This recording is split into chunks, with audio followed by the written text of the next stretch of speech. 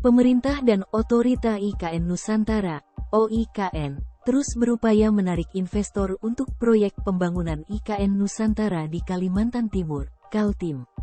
Untuk menarik investor agar berinvestasi di IKN Nusantara, ada sejumlah insentif pajak yang ditawarkan OIKN.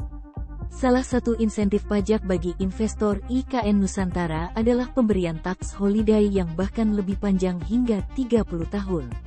Menurut Deputi Bidang Pendanaan dan Investasi OIKN, Agung Wicaksosno menyebutkan salah satu bentuk insentif pajak untuk investor di IKN Nusantara adalah penghapusan pajak sementara atau tax holiday.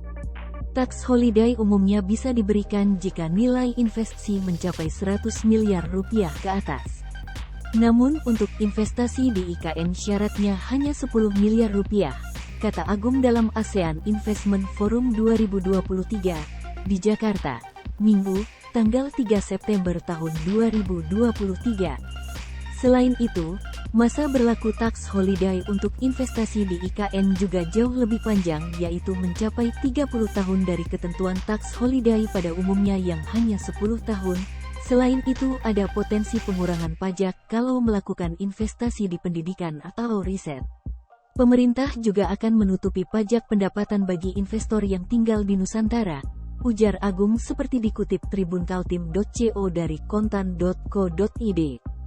Lebih lanjut, pemerintah juga menyiapkan skema pengembalian investasi untuk pembangunan IKN, yaitu melalui availability payment atau pembayaran ketersediaan layanan. Adapun pengembalian investasi dari pemerintah disiapkan dalam kurun waktu 15-20 tahun.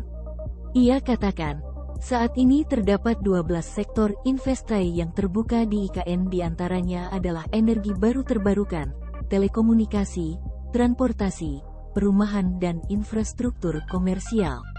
Saat ini ia mencatat sudah ada 270 surat tanda minat investasi atau Letters on Intent (LOI) terkait investasi di IKN, di mana lebih dari setengah LOI tersebut terdiri dari investor yang berasal dari dalam negeri dan sisanya berasal dari Malaysia, Singapura, Jepang, dan Korea.